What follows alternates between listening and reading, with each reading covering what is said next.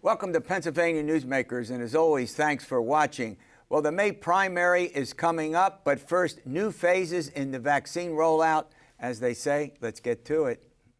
Welcome to the fast-paced and unrehearsed weekly discussion featuring the leaders who help shape your world. Join us as we address the issues that impact you each and every day. This is Pennsylvania Newsmakers. And now, here's your host, Terry Madonna. Well, we have a number of important topics to take up today on Pennsylvania Newsmakers, and joining me to do that are two reporters who literally cover virtually everything that's happening and particularly important in this state. Marc Levy, he's with the Associated Press, and Angela Couloumbis, she's with Spotlight PA and the Philadelphia Inquirer. Did I get that right? You sure did. Okay.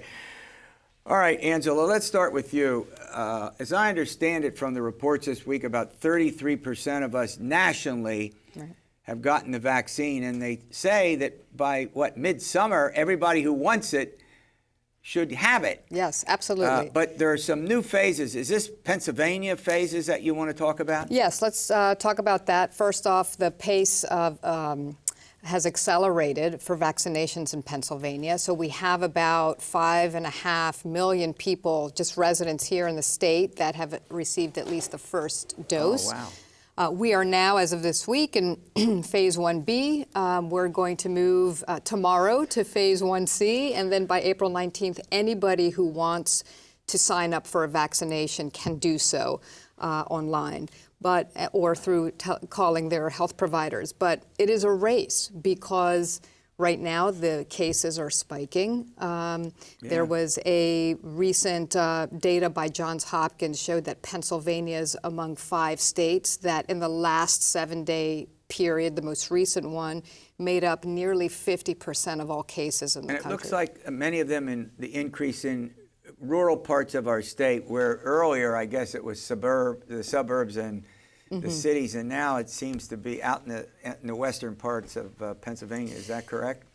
Distribution there has been a lot of complaints locally about distribution of vaccine doses and whether it is being done equitably across the state. The administration has defended its distribution plan. Well, I guess that's always going to be a big question. I mean, you ask who got it, and sometimes, obviously healthcare workers, and there was some debate over teachers. As I said when we had the folks on from PSEA, I said I can't be neutral here because I'm a lifelong college professor, and you can sort of understand if you're a teacher why you would want the vaccine when you have students, who could be asymptomatic and could pass it along, and who knows? Well, I mean, and one of the constant questions is how to prioritize classes of people, who should get it first, who should get it second. The governor did an event earlier this week where he was talking about grocery store workers becoming newly eligible for it, and someone asked him, well, why didn't you make them eligible before this if they're so important? And that's the balance here, is that the government decided they needed to go with teachers before that. Before that, they decided they needed to go with people with health conditions and who are elderly. And so we're at a stage now where most adults are eligible either because of a health condition, because of their profession, because they're a healthcare worker, because they're a teacher. And the governor has said that everyone in the education profession who wants a shot can get a shot or has gotten a shot, and the goal is 9 million adults, 80% of adults in this state. Before we leave the subject, there are people who literally are, they have a suspicious, I won't say suspicious nature, but they're suspicious of the federal government. They tend to be more men than women. People who just won't get the shot because of that, correct? Right, and they call that vaccine hesitancy now. And I love that word. I didn't hear that before. Yes, and you're seeing the administration now, in particular, starting to target certain communities that tend to be communities of color. For instance, tend to be because of a history of being manipulated by the government and used for experiments and these types of things, are skeptical of vaccines. Some religious, and then there is some a conservative faction of people who, mostly white Republican men, who tend to distrust this vaccine. Yeah. All right, well, let's do this. Let's run to a break. When we come back, I want to talk about child sexual abuse victims in particular. We hear a lot about it, but you know, the results with the victims we don't often hear much about, and we'll take that subject up after these words.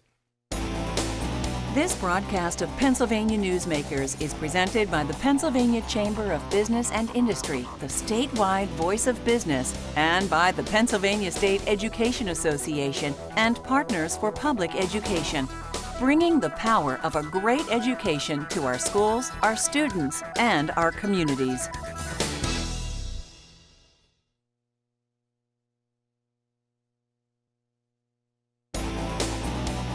This broadcast of Pennsylvania Newsmakers is brought to you by the Pennsylvania Highway Information Association, the go-to source to learn about transportation projects and issues. Please visit pahighwayinfo.org. And by the Pennsylvania Manufacturers Association. Business in Pennsylvania is our business. Welcome back. I'm chatting with Marc Levy and Angela Couloumbis, both reporters. Well, I'll tell you something. Child abuse victims. I'll turn to you on this, Marc. So this is a very long-running situation. It's been spurred by scandals and investigations into child sexual abuse in the Roman Catholic dioceses in Pennsylvania. We are now on the third straight legislative session in which the State House has passed a bill to change the law to allow people to sue perpetrators or institutions that may have covered it up. Because a lot of these people lost that right under existing law when they turned 18 or when they turned 20. And so because of the outcry over these investigations and the evidence they've turned up, lawmakers have sought ways to allow them to restore that right retroactively to sue. And they're giving, is it this the one where they're giving them 2 extra years to do that? A 2-year window. Now, there was a big mess up by the governor's administration by not advertising a ballot question so it could change so it could go on this May's primary ballot to change the Constitution. The Senate has resisted changing the law, so they don't believe it's constitutional to do that.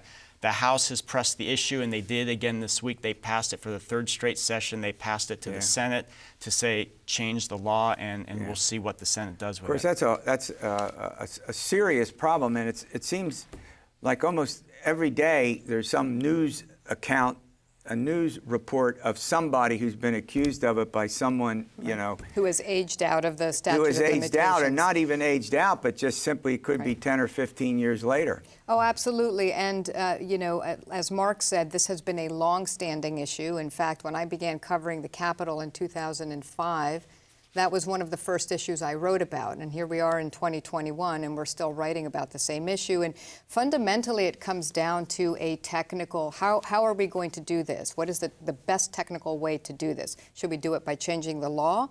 Or should we do it through a constitutional amendment, which requires voters to essentially have the last say? 2 sessions of the legislature, and the voters have to approve it in a referendum. Yes, it's time-consuming.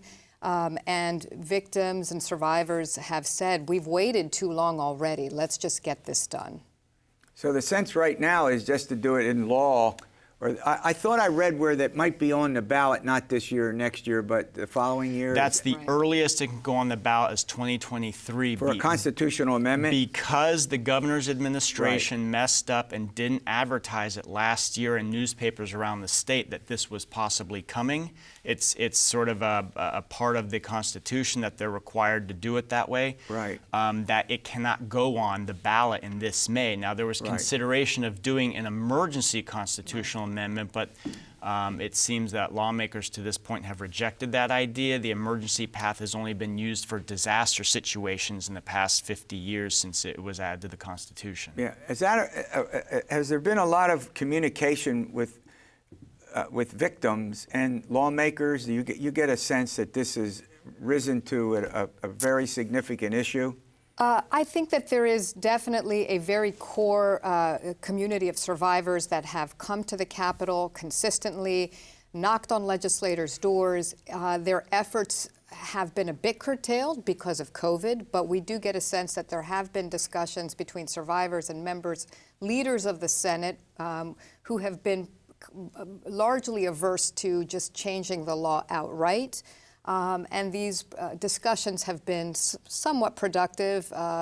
The top Republican in the Senate just recently said that he's certainly open to the idea of changing the law through a straight-up traditional bill. Well, look, I want to thank both of you for coming in. It's a great update.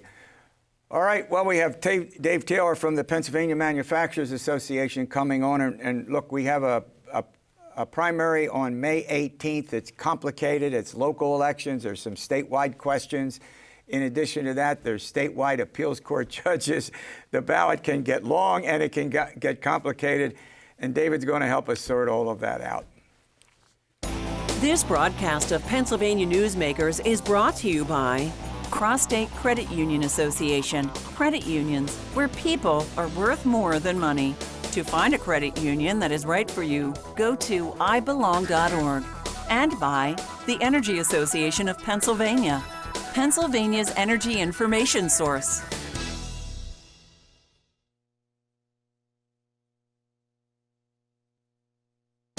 This broadcast of Pennsylvania Newsmakers is brought to you by the Association of Pennsylvania State College and University Faculties, representing the faculty and coaches who are devoted to providing quality public higher education for Pennsylvania's college students.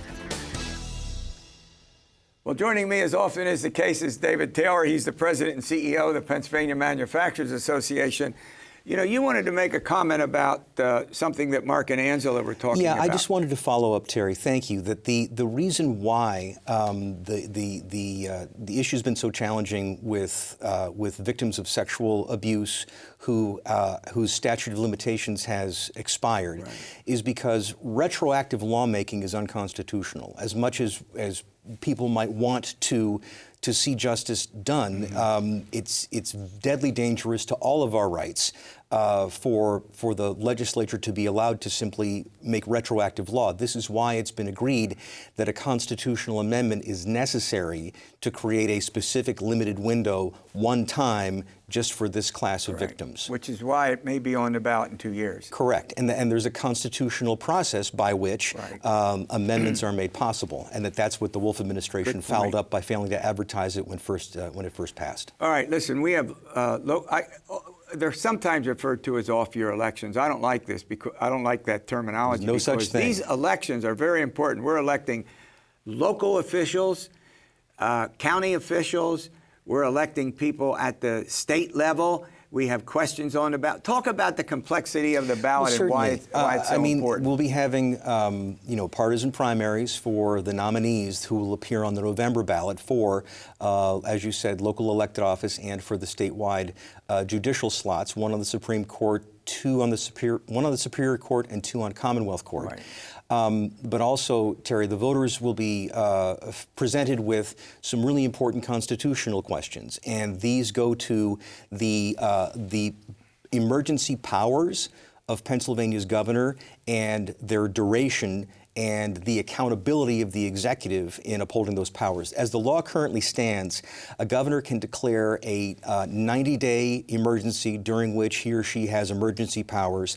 The governor can then renew that 90-day period at will, and that the only way to end the emergency declaration, absent the governor doing it oneself, that the General Assembly must pass a concurrent resolution in the House and Senate.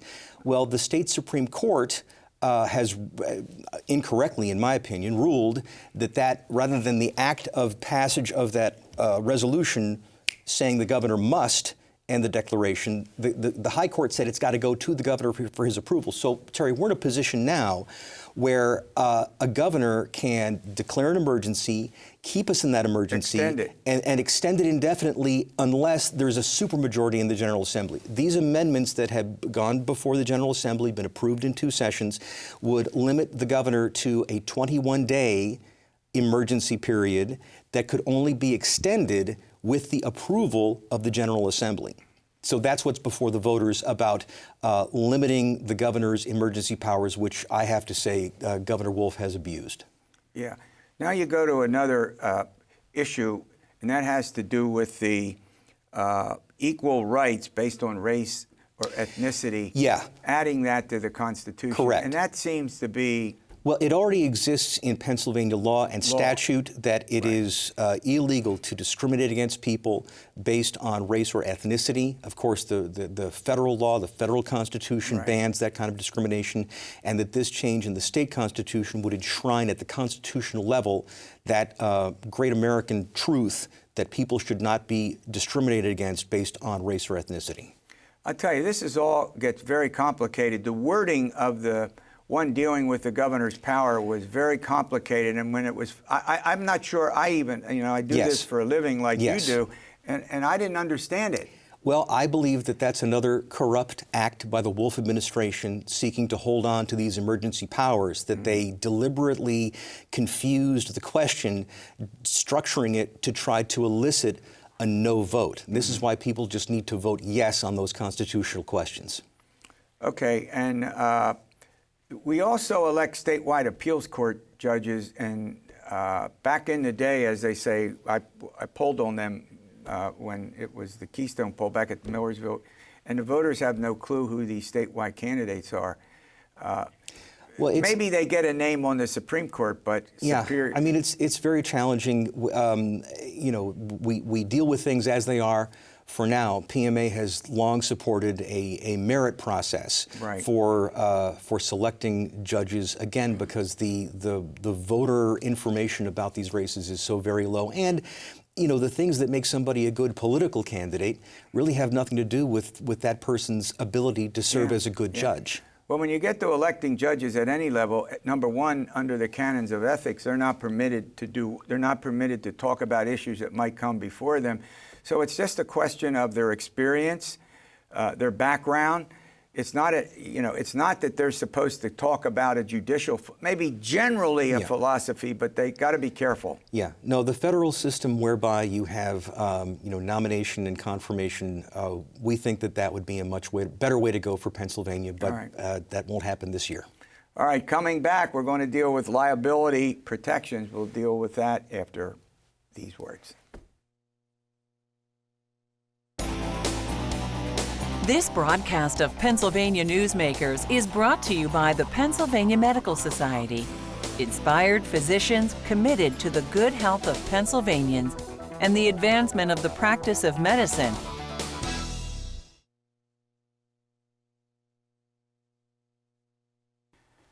Well, David and I were talking on the break, and he certainly understands and supports. We try to provide a variety of views on this program. We've reached out to Governor Wolf. We're just trying to work out the schedule. So we'll hear Governor Wolf's position on some of the issues that David talked about. And the point in this program is we want as many points of view as we can get. That's critically important.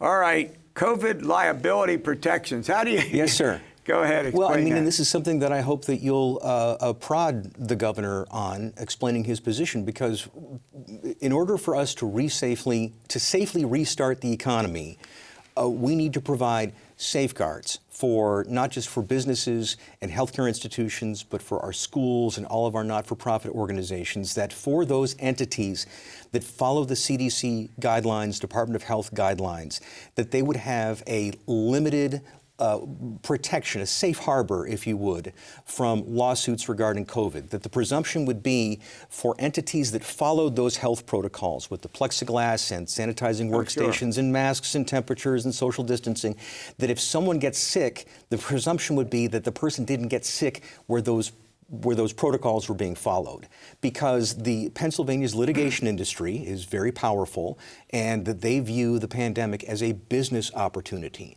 And so we need these protections for our people. And again, it's not just business or healthcare. You're talking about the Farm Bureau, you're talking about the United Way, you're talking about Little League International joining in the call for these protections for Pennsylvania. More than 20 other states have put these safeguards in place.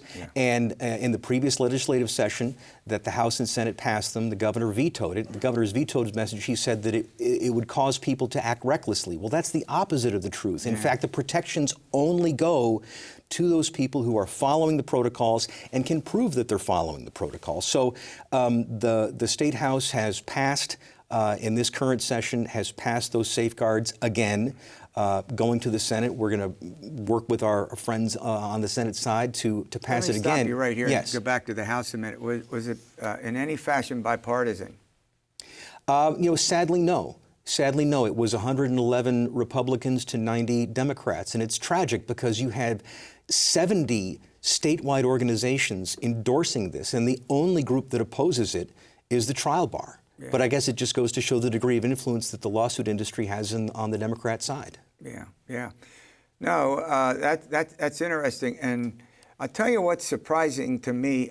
I think there's been an uptick in the people who are being careful, in stores. We all go to, you have to buy groceries and all the things.